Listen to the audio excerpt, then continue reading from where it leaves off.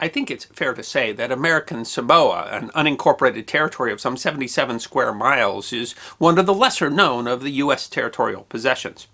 Known for its beautiful natural environment and its pristine beaches, it seems an unlikely place for a confrontation, and yet it was over these idyllic islands that the United States and the German Empire nearly went to war 18 years before the United States would declare war on Germany during the Great War.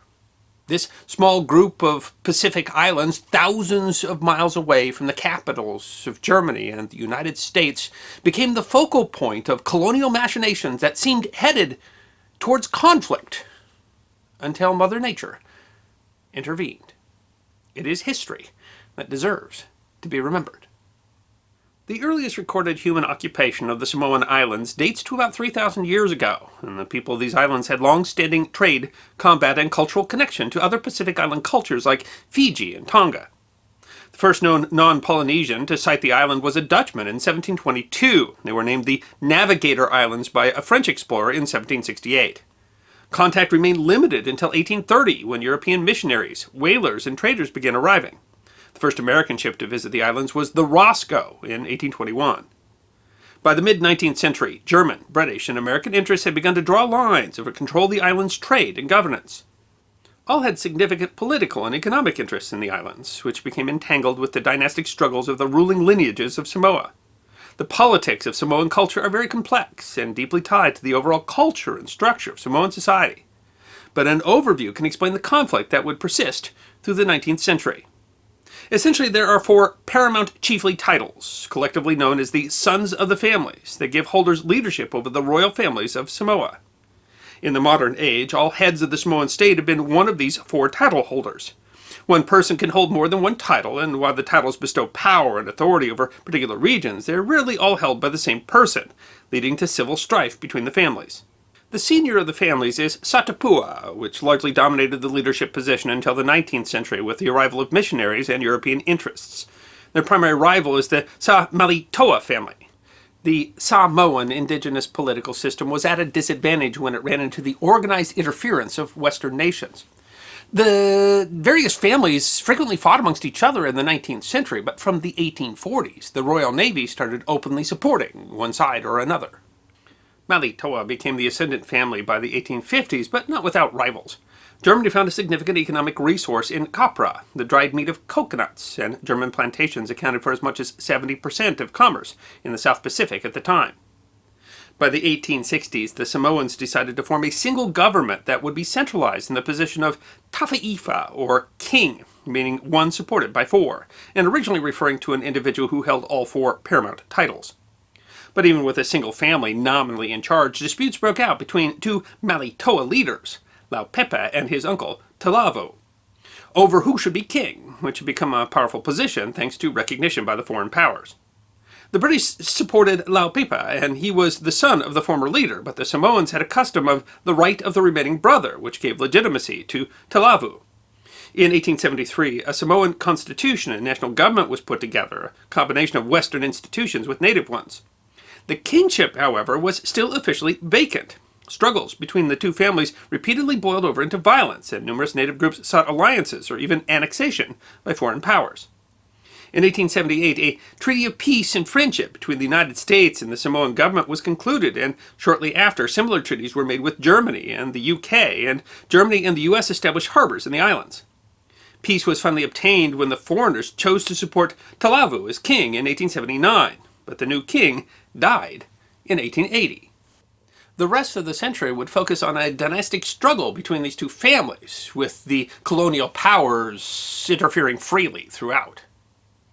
Competition between pretenders, each supported by colonial powers, began what is now called the First Samoan Civil War. Battles were fought across the islands in 1888. The Germans, seeking to secure their position, shelled rebel villages and in 1887 damaged American property. Shelling and burning indiscriminately regardless of American property, the American consul telegraphed Washington. The Germans continued to bombard and intervene against a leader named Mataafe, even after he was declared king on September 8, 1888. Mataafe successfully defeated his rival's army and even ambushed and killed 16 German Marines. Attempting to regain control, the Germans declared martial law over everyone on the islands. In response to Germany's provocations, the U.S. sent 3 ships from the Pacific Squadron to oppose 3 German vessels already there. The U.S. sent the sloop Vandalia, the steamer Trenton, and the gunboat Nipsic to oppose the already present German corvette Olga and the gunboats Eber and Adler. The UK sent HMS Calliope to monitor the situation. All the ships were moored in Apia Harbor. The standoff threatened to become violent, and German and American sailors brawled in the streets of the Samoan capital. An American newspaper advocated the building of a modern navy to reduce Bismarck's armada to a pile of iron filings. Soon, however, nature would see fit to determine the direction of Samoan history. On March 12th, the navigator of the Nipsic noted a peculiar coppery red sunset. As wind picked up on March 14th, the ship spared steam engines en masse, thinking they might have to fight against winds. Apia Harbor is not a well-protected bay, and it's certainly no place to be caught at anchor in a storm. Robert Louis Stevenson, author of Treasure Island and the Strange Case of Dr. Jekyll and Mr. Hyde, who spent many years in Samoa, referred to it as the so-called harbor of Apia, and that such a creek in my native coast of Scotland would scarce be dignified with the mark of an anchor in the chart. It has a broad mouth, it's not protected from the surf, and the harbor itself is filled with sharp coral reefs. The sailors on board the ships at harbor knew that a storm was coming. The falling barometer and rising swell of the ocean was usually enough to send ships away for such a precarious harbor, but the captains had something more important keeping them in place: politics. The ships prepared to ride the storm out, dropping more anchors, striking their yards, and hunkering down. Initially, it seemed like the storm would abate quickly, though torrential rain cut visibility to almost nothing. The storm quickly grew beyond everybody's expectations to become one of the worst storms in the history of Samoa. By then, there were 13 ships in the harbor fighting against a powerful wind that was blowing them directly towards shore. Ocean spray and debris brought visibility down to virtually nothing. Near dawn on March 16th, the Eber capsized and was smashed to pieces with nearly all of her 80 crew. The 1,000-ton Adler was next, tossed fully onto her side on the reef. The captain of the Nipsic decided that it was too risky to remain in the harbor and intentionally grounded the ship on a small beach. Admiral Lewis Kimberly, commander-in-chief of the U.S. Pacific Squadron aboard his flagship Trenton, wrote that at times there must have been a foot or more in the spar deck waterways. In the gusts you could not hardly look to windward. The eyes could not bear the pain of the constant beating splatter. The Trenton was beat mercilessly by the storm. Her steering wheel was lost. The rudder broke off and her bowsprit was ripped away. Water poured into the ship through ventilator holes that the crew desperately tried to plug. All of the anchor cables snapped and the boiler fires were extinguished. Half the crew was pumping and bailing while the ship drifted towards a coral reef. Kimberly reportedly inspired the crew, shouting, "If we go down, let us do so, with our flag flying." In the middle of the storm, Kimberly saw something even more remarkable. The large black hull of a ship looming forth in the dim distance, now high up on the crest of some sea and then down so low that only her tops could be seen. It was HMS Calliope attempting to escape the harbor. The ship's captain, Henry Kane, would later say that the storm was the most ticklish position I was ever in. He could see the Vandalia drifting towards him, helpless and free of its anchors. The Olga was swinging dangerously close to his starboard side. He considered beaching the ship, but finally decided that his best option was to try to go full steam ahead and directly into the wind of a full-blown cyclone.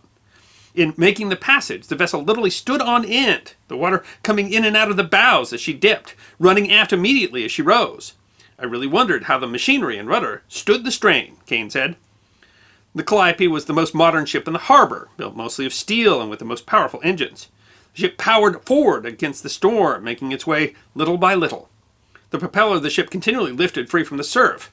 Kane put 2 steering gains together, who communicated using a length of hose just to keep the ship on something like a straight course. One lookout recalled that the sight appalled and fascinated me. One moment I was looking out at the reef, which was like an exposed cliff, and at another I saw nothing but a seething cauldron. The Trenton and Calliope passed so close that one of the British ship's yardarms passed over the Trenton's deck. The Trenton's crew let out shouts of support. The American admiral and his men gave us 3 such ringing cheers that they called forth tears from many of our eyes, Kane said.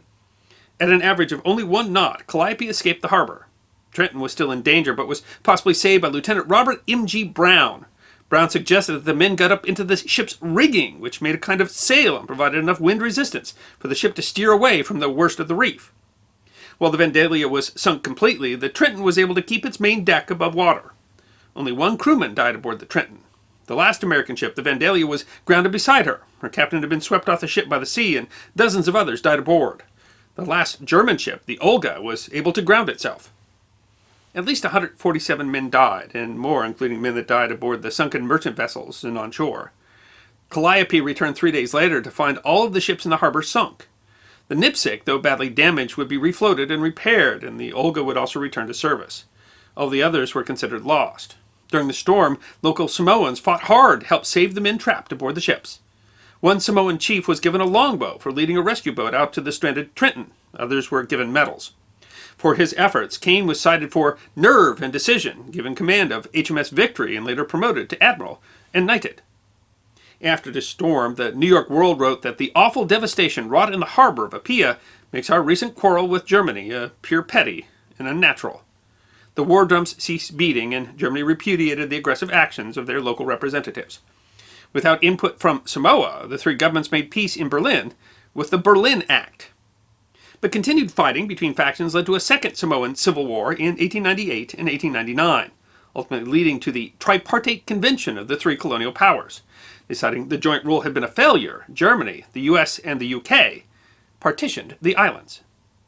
The US gained the eastern islands, while Germany took over the western islands. The UK surrendered rights to Samoa in exchange for a number of other concessions in various colonial matters in the Pacific and Africa. Germany held German Samoa until 1914, when a force of New Zealanders occupied the island at the outset of World War I. New Zealand governed the islands until they were granted independence as Western Samoa in 1962, and since 1997 have been known as the independent state of Samoa. American Samoa remains an unincorporated territory of the United States. The Samoan Crisis was transformative for the United States Navy.